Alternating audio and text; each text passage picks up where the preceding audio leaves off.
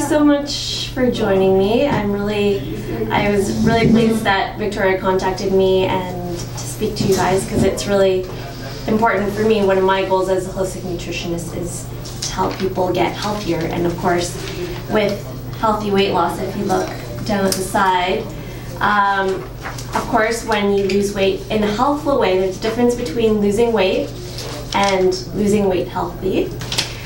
When you lose weight healthy, of course your health's gonna improve, you know, from something as small as getting more energy. You have more energy to spend with your loved ones, you have more energy to do the things that you love. You're not sick all the time, you have more strength, you have more agility, and that can lead to your love growing. And most importantly, first and foremost, is the love for yourself. And that's what I think is really important, and one of my goals as a holistic nutritionist is to promote that love for yourself, and that you know that you deserve the best health possible. And probably why you joined this group is because you're doing this for you. You want to feel better, you want to look better, and in the end, how could you not love yourself more, right? Mm-hmm. So a little bit of a background about me. I finished my undergrad, started and finished at Queen's University, which is in Kingston, Ontario, and I studied life sciences. I went into the program thinking that I wanted to become a doctor, and I'm going to try to shorten the story as much as possible, but I thought I wanted to become a doctor going into the program, and then realized I wasn't like some of the classmates I had, and my viewpoints were a little bit different. I didn't really, you know, I remember sitting in my pharmaceutical class and thinking, these medications just don't jive with me, they don't resonate, I couldn't. But when it came to nutrition, I remember things easily. I remember, you know, what vitamins do and minerals do. And so eventually, after doing a post-grad program where I had to take nutrition as a mandatory class, and loved it so much, and eventually went to Holistic Nutrition School in Mississauga, Ontario, the Institute of Holistic Nutrition.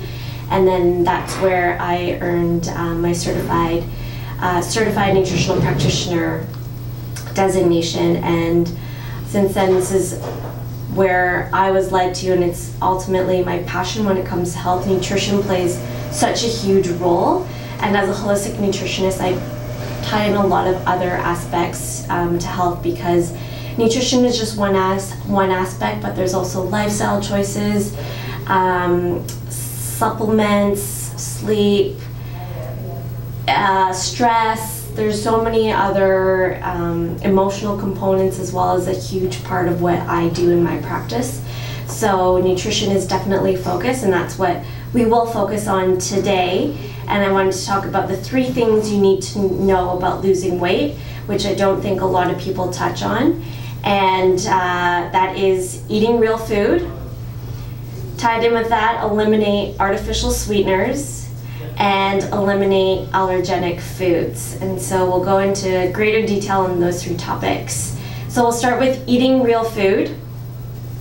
We live in a society that focuses a lot on processed food. We live in a fast-paced society, so based on that society, we now have a bunch of food that's pre-packaged, pre-made, potentially full of preservatives, so that they're on the shelves for a long period of time. And these foods have become multi-billion-dollar corporations, and the reason they're multi-billion-dollar corporations is because they design these foods to hook you on the foods so that you keep coming back for more. So they put in more salt, more sugar, more fat. All that comes down to chemistry. They have these chemists, these food scientists, that not only make the food good tasting, but to hook you to eat more, because they want you to be routine customers, because that means more money in their pockets, right? If you keep coming back for more of that food, you're going to be paying their bills and putting more money into their pockets, and that's their ultimate goal, is so that you keep coming back for more. And so they want to do this as cheaply as possible, because the cheaper they can put out the food and the more they can sell it to you, the more money it means for them, so more profit.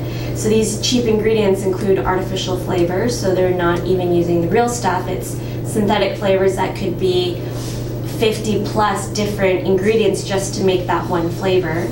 Chemicals, artificial colors, preservatives, genetically modified organisms are the reason that they put them in processed foods is because they're extremely cheap, because they're subsidized. So we're pretty much creatures that are made out of corn and soy because if you look, it's very hard to find a product that doesn't contain corn, that doesn't contain soy. And also our meat products, our animal products, they're fed diets of grain, or of corn and soy as well, and then we eat those and we become corn and soy. And what's wrong with these ingredients is that, first of all, they're not created in nature. They have been genetically engineered so that they can produce their own insecticide, or so that they can withstand being sprayed with a weed killer.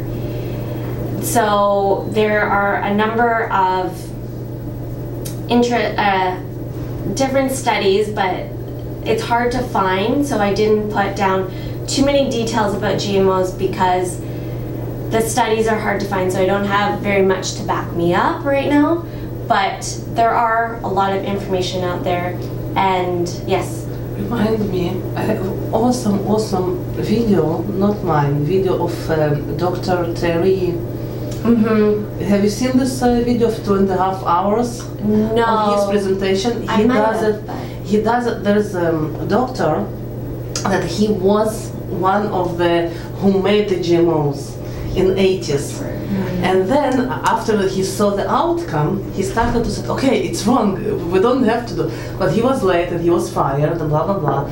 And now he is the biggest anti-GMO spokesman, and he has a very backed up presentation, and I will link to our motivational group and etc. It's pretty long and it's pretty. Why I'm not doing it a lot, because it's pretty, he's talking a lot about, the chemistry about it and etc.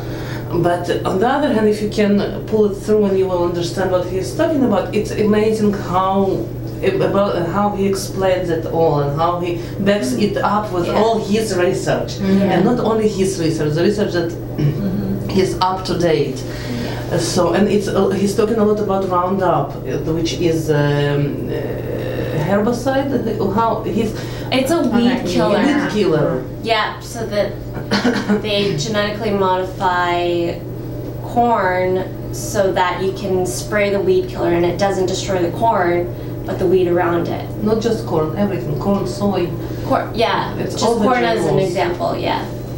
And yeah, that's good to mention. The reason, I don't go into too much detail because it's just one aspect, but it's in so many of our processed foods that I wanted to bring it up because it's in so much of our foods. We're becoming guinea pigs for these genetic engineer companies, and it's also a way for them to keep hooking you, so you pay for cheap foods, and then you might end up with cancer or Crohn's or colitis or IBS, or because all these there's a variety of studies that are out there. They're hard to find, but that have been linked to cancer, that have been linked to allergies, to IBS, Crohn's, colitis. And if you look on the news, how many people nowadays are diagnosed with all of these diseases? A lot. And so they do all of these food products, and I'm not, and I forgot to mention this in the first meetup, but even some organic products that they're still packaged foods, and they might be healthier, but they're still packaged, they're still processed. So I even, organic, yes, is definitely better, but I find even for me, after doing so many cleanses and getting off of sugar myself, and I find a lot of these organic products, even if it's organic cane sugar they're using, it's one of the first ingredients in the products, and I find them to be extremely way too sweet for me. And sugar, whether it's from cane sugar or genetically modified beets, it's still sugar, and it still is quite addictive. Sugar is an addictive substance, so it's a hard pill to swallow, but sugar and fat together. This is the mice and the rats can get off. Like if you mix sugar and fat, they come back every 20 minutes. Like a lot of people come back to the freezer for this cheesecake or whatever, because the amount of fat and sugar very designed and very. They know what we need, what we want, what our brain addicted to. So we need this. Like a lot of people will say, okay, I'm not going to eat half of the cake, but I'm going to come back for another bite, another 20 minutes, and it's a lot like addiction. It's like I just today watched some more videos. Yeah, if you read the book Salt, Sugar, Fat by Michael Moss, he talks a lot about it, and he's researched a whole bunch of processed foods and big brand name companies that we all have heard of, and he talks a lot about the addictive properties of salt, sugar, and fat, and that's what the three kind of major ingredients that these food companies use to hook you. And so organic foods, and then there's also like diet foods that they're light or calorie free, and what they end up doing is they might take out the fat from the product, but then they add in sugar, and too much sugar eventually turns into fat. So although it doesn't have, or they use artificial sweeteners, which we'll get to the next topic. But essentially all it is they focus on their profits before your health. So your health is down the line in their minds. What they want to achieve, their goals are more about profits than your health. And that's why it's really important that you put your health into your own hands and not leave it up to these companies. So even if the packaging says it's light, it's gonna help you lose weight, it helps you lose cholesterol, it's all marketing. At first, it's up to you. It's in your hands, and I want you guys to feel, and the fact that you're here is already a sign that you're taking control of your own health. So please don't put it in the hands of the processed foods companies. It's up to you, and that's where the real food part comes in. And this is how you can lose weight, is by making your own food.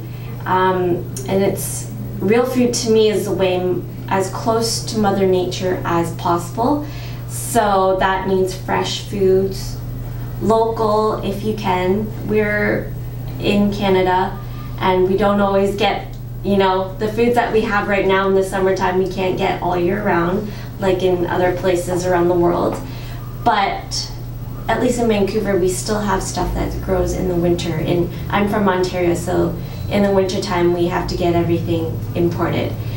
And so I know it's not always achievable, but to the best of your ability, try to get local and organic, because organic, it's pesticide free, it's GMO free, it's herbicide free, fertilizer free. They use natural fertilizers, they don't use synthetic ones, because all of those chemicals, you're just increasing your toxic load.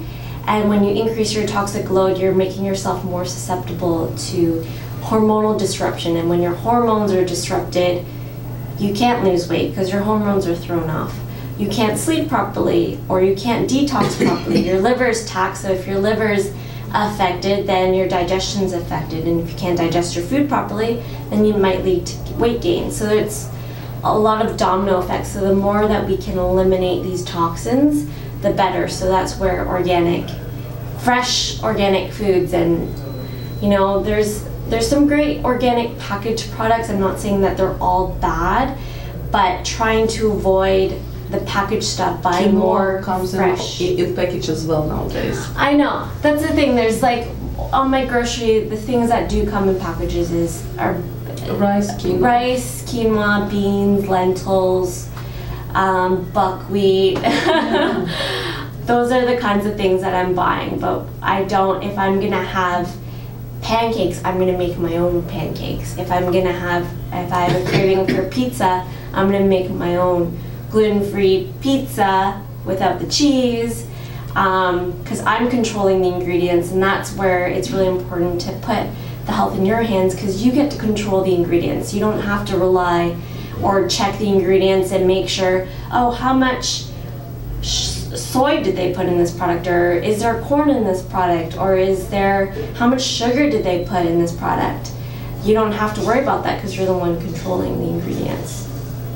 So I feel that when it comes to losing weight, it's putting that into your hands and making things at home, learning to cook. Victoria has a great Facebook, YouTube channel where she shares recipes, so that's a really good place to go to get recipes, so that it inspires you to start cooking at home, if you don't already do so.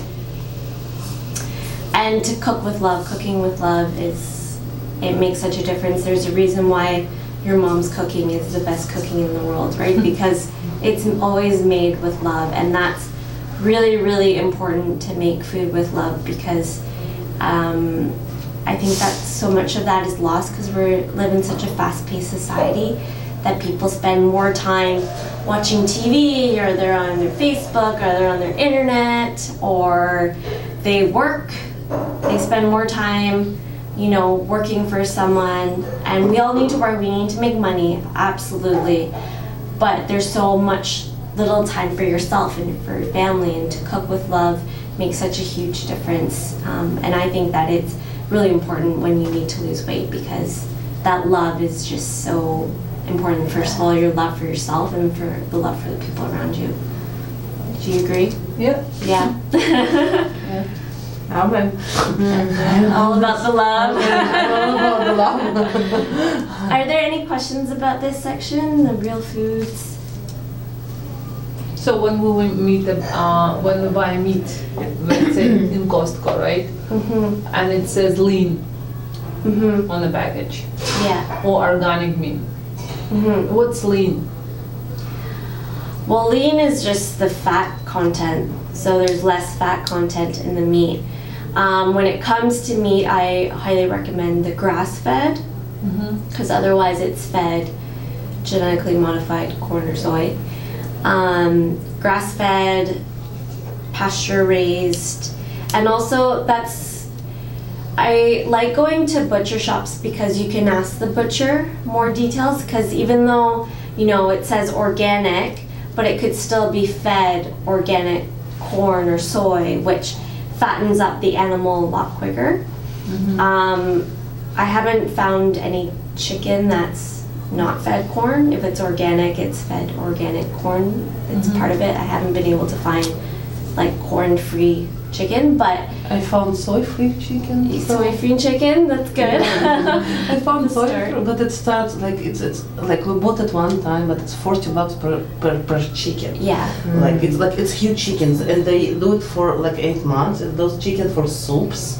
If you remember the old when the chickens had flavor, it's more like turkey. If you try the meat, it's absolutely different. But it's cost about $40 per chicken. It's big chicken, but anyhow, it's hard, and it's in Abbotsford.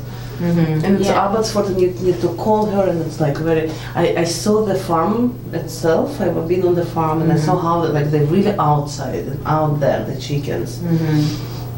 But it's cost way too much. Like I'm trying to So the be best reasonable. that you can do is organic, because at least the corn or soy that it's fed is non-GMO. And then when it comes to other meats, the grass-fed, organic, pasture-raised is the better quality. Yeah. So that's what I would recommend for meats. And same with the turkey and chicken. Yeah, with turkey and chicken, like I don't know about turkey. It's probably Turkey you have here in Langley, actually. You can drive from here a little bit easier than I can, but anywhere. It's in London. You have organic turkey, and you can order in advance. But is it And still you can- an organic corn? I'm not sure. You need to ask them. And Yeah. again, the quality is way better because Yeah. those turkey that like $3 per pound, they can't even stand on their feet. Unfortunately, they're so sick. Like if you try, like again, I can let her talk, and then I can talk a little bit about where and how to get a little bit cheaper food and organic food, because I'm in it for a couple of years now, and I know a lot of cheapest way to eat, like on budget, like organic on budget. And I think afterwards I will take about 10 minutes to talk about it, because it's important. at the end of the day. Because organic grass-fed meat can be expensive, and that's the best quality that we want, because otherwise we don't know what they're fed. They could also be given antibiotics, and antibiotics, I'll talk a little bit about that in the next couple sections. And fish as well. Fish, wild, and also try to go for the low mercury fish. So salmon is good, wild salmon for the low mercury, but Red snapper. I don't know off the top of my head, but if you leave your email with me, I can email you a good resource for. You have mine. Yes, I do. I have your email. But something like, I know for sure, like tuna you want to avoid, because tuna is high in mercury. So, and mercury is a neurotoxin. You can lose your memory. It can cause you to have poor memory, and I'm losing it now. so try to avoid tuna. But yeah, I know salmon's good. I think like halibut's in the moderate range. Cod, What about whitefish? whitefish, I think it's It depends good. from what. No, sorry. Depends. It depends from what lake it's coming, and you have no idea what lake it's coming. The whitefish, I mean, there is whitefish as a name. I just happen to know the lady that sells it, like that brings it from the Toronto to here. And she said, like I asked her, and she said, you know what, it depends, like my whitefish that she's bringing somewhere from north, and it's small lake, and it's okay. But if it's from the bigger lakes, Yeah. they are very polluted, the big lakes. So it depends where the fish is coming from, and it's. Any more questions on? For this Yeah, it's good.